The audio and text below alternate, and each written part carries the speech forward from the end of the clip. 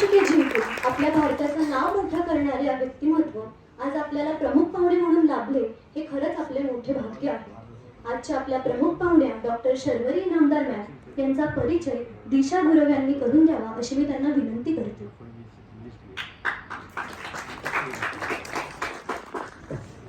नमस्कार।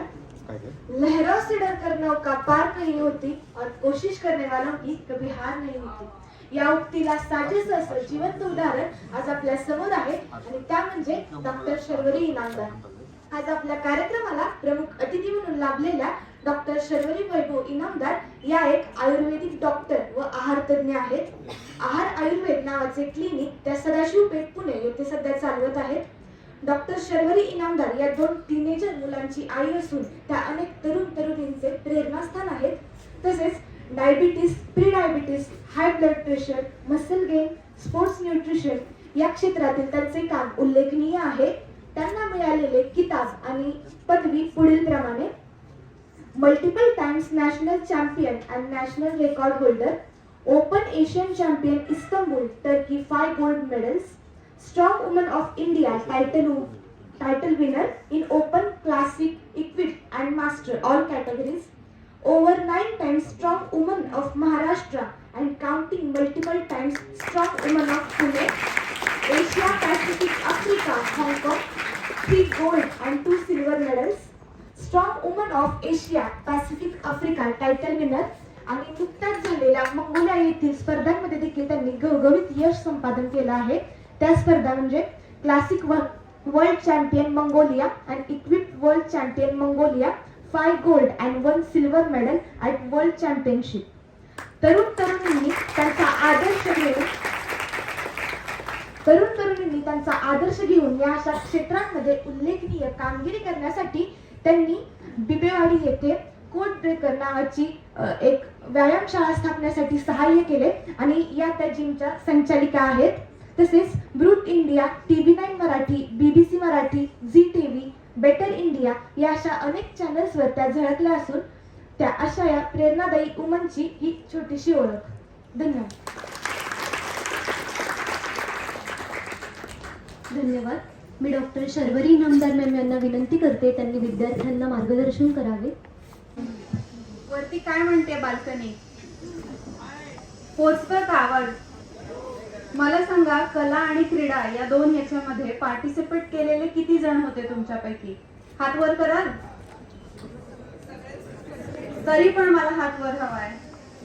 बरं, हे सगळे पार्टिसिपेट केलेले आहेत, त्यांना सपोर्ट करण्यासाठी त्यांचे बॅकस्टेज ऍक्टर्स म्हणून कोण कोण होते? आहे त्यांच्यापैकी कोणी का एकमेकांना केलेला सपोर्ट? अच्छा, वरती आहे। बर, हा जो सपोर्ट असतो की नाही तो खूप इम्पॉर्टंट असतो, कारण की तुम्ही खेळताय आणि जिंकताय ते पाहायला आणि सपोर्ट करायला कोणी नसेल तर तसंही ते जिंकण्याला काही अर्थ उरत नाही। म्हणजे मेडल्स जिंकल्यानंतर जेव्हा इथे येऊन तिने एवढी मोठी यादी तुमच्या समोर वाचून दाखवली, त्याच्यानंतर मला तसं ज्याला म्हणतात ना सेरोटोनिन रश तसं झालं। तर मान्यवर व्यासपीठ आणि समोरचे तुम्ही सगळे एन्थुझियास्टिक स्टुडंट्स मार्गदर्शन करण्या एवढी मी मोठी नाही असं मला वाटतं, पण ज्या 4 गोष्टी अनुभवाने मला कळल्या त्या तुम्हाला बोर होणार नाही अशा पद्धतीने 2 मिनिटात सांगायला मला आवडते। सगळ्यांनी स्पर्धा खेळली आणि बक्षीस मिळाली, त्याच्यामुळे सगळे खुश आहेत? आवाज हवा आहे मला। आणि ज्या वेळेला बक्षीस मिळतं स्पर्धा खेळल्यानंतर तेव्हा आनंद होतो? बक्षीस नाही मिळालं तर दुःख होतं? खोटं बोलायचं नाही हा। तर मजा अशी असते की तुमचं हे जे वय असतं की नाही, यात कॉम्पिटिशन खेळणं आणि त्याच्यामध्ये जिंकणं ही एक आतून रक्तातून असलेली उर्मी आणि खुमखुमी असते। पण ह्या सगळ्या स्पर्धेच्या याच्यामध्ये होतं काय माहितीये का, जे करतोय त्याच्यातला आनंद जाण्याची शक्यता असते आणि डिप्रेशन येण्याचं जे प्रमाण आहे ते त्यातून वाढतं। मग ही जी छोटीशी स्पर्धा असते की नाही, की मला कबड्डीमध्ये पारितोषिक मिळालं किंवा मी नेल आर्ट केलं त्याच्यामध्ये पारितोषिक मिळालं, की जेव्हा तुम्ही ऍक्च्युअल रिअल वर्ल्ड मध्ये बाहेर पडता त्यावेळेला माझ्या मित्राने ही कार घेतली आणि मी मात्र आहे अजून तिथेच आहे, आता मला त्याच्यापेक्षा मोठी कधी मिळणार, किंवा माझ्या मैत्रिणींनी हे काही केलेलं जे आहे तिने ही अचिव्हमेंट केलेली आहे आणि मला मात्र घरातच 2 मुलांच्यात अडकून पडावं लागलंय, आता माझं कसं होणार, संपलं आयुष्य। या पद्धतीपर्यंत ज्या वेळेला ते तुलना जाते त्यावेळेस एक लक्षात तुम्ही तरुणांनी ठेवायला पाहिजे की comparison is a thief of Joy. स्पर्धा जी असते की नाही त्याच्यातून स्वतःचं डेव्हलपमेंट जी आहे ती होणं अपेक्षित असतं, पण त्या स्पर्धेतून येणारा आउटकम दुसऱ्याशी कम्पेअर केलं जातं. त्यावेळेला तुमचा स्पर्धा खेळताना नॅचरली माणूस म्हणून मिळणारा जो आनंद असतो की नाही तो हरवतो, आणि तो हरवल्यानंतर मग जे करतोय त्याला काही अर्थ उरत नाही आणि रिकाम पण येतं. तर ते लक्षात ठेवून स्वतःशी स्पर्धा करत इतके मोठे व्हा की त्यात तुम्हाला तुमचं पॅशन आणि पर्पस दोन्ही सापडेल, आणि त्याच्याबरोबर तुमचं प्रोफेशन आणि इकॉनॉमिक डेव्हलपमेंट हे दोन्ही होईल. शेवटी आपणच आहोत ना युनिट या समाजाचे. तर मला एक प्रामाणिक उत्तर हवंय, with your hand raise if you correlate with the question, आणि त्याच्यावर होचं साऊंड पण हवाय. तुमच्यापैकी भरपूर पैसे किती जणांना कमवायचे? जोरात हवाय हो म्हणून. तुमच्यापैकी किती जणांना दिवसात स्वतःला विसरायला होईल आणि इतकं मन लावून तुम्ही काम कराल की काम करतोय असं फील येणार नाही, अशी गोष्ट सापडावी अशी किती जणांना इच्छा आहे? आहेत, बरेच लोक आहेत. बर, आता ह्याच्यामध्ये आपल्याला एखादा प्रेम करणारा आपल्यावर भरभरून लाईफ पार्टनर मिळावा, आणि योग्य तो लाईफ पार्टनर जो आहे तो मिळाल्यानंतर मला आनंद होणार आहे, असे किती जण आहेत? विदाउट लाईफ पार्टनर सुद्धा मी सुखी राहू शकतो, नको बाबा मला कटकट, असे किती जण आहेत? बर, आता या सगळ्या ह्याच्यामध्ये मला आई वडिलांसाठी काहीतरी करायचंय, आणि अरे वा वा छान वाटलं मला, आणि त्यांना अभिमान वाटला पाहिजे अशी गोष्ट माझ्या हातून घडली पाहिजे, असं किती जणांना वाटतंय? बरं, आता तुम्हाला सांगून टाकते, being a mother of two, आई वडिलांची एवढी बेसिक अपेक्षा असते की आपलं मूल जे आहे त्यांनी सुखी संपन्न दीर्घायुष्य जगावं, ते वाया जाऊ नये, वाईट संगतीला लागू नये, त्याचे हाल होऊ नये, वाईट अनुभव त्याच्या वाट्याला येऊ नये.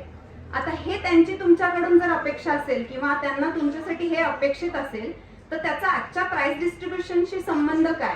प्राइस घेऊन घरी जाल त्यावेळेस त्यांनाही आनंद होणार आहे. ज्यांना प्राइज मिळालेलं नाही त्यांना त्यांचे आईवडील काय सांगतील? Next time, always next time. आणि मग स्पर्धेत पार्टिसिपेट करून प्राइज न मिळणारे लोक जे आहेत ते तुमच्या आजूबाजूला नसतील तुमच्याशी कम्पीट करायला, तर तुमच्या प्राइज मिळण्याला अर्थ उरतो का? ऑब्विसली नाही. त्याच्यामुळे तुम्ही सुखी जगण्यासाठी आवश्यक असणाऱ्या ज्या काही 4-5 गोष्टी आहेत त्याची ती यादी होती. मग मला पैसे कमवले नाहीत तरी चालतील असं काही जणांचं म्हणणं होतं, त्यांनी त्याच्यावर विचार करावा. दुसरं, मला लाईफ पार्टनर नाही मिळाला तरी फरक पडत नाही. अशा वेळेला लाईफ पार्टनर म्हणजे लग्न करून आलेली व्यक्ती नसते, तर तुमच्या आयुष्याचा साक्षीदार होणारी फ्रेंड, फिलॉसॉफर, गाईड, कोणी मेंटॉर, कोणी असू शकतं. आणि तिसरी गोष्ट म्हणजे आपल्याला स्वतःला लाईफमध्ये पर्पज पाहिजे असे एकमेव प्राणी माणूस आहोत आपण. आपल्या घरामध्ये जे पेट्स असतात किंवा बाहेर जे प्राणी बघतो त्यांच्या बेसिक गरजांपासून आपली ती एकच वेगळी गरज आहे. आणि मग याला आयुर्वेद काय म्हणतो? तो धर्म, अर्थ, काम, मोक्ष. धर्म म्हणजे काय? स्वाभाविक कर्म, पॅशन, पर्पज. अर्थ म्हणजे काय? ऐहिक सुख जे आहे की गाडी, बंगला, पैसा, पैसा अडका, कपडा लत्ता, सगळंच. म्हणजे दीर्घायुष्य, निरोगी दीर्घायुष्य आहे, पण ते दरिद्री आहे, तर त्यालाही तसा अर्थ नाही.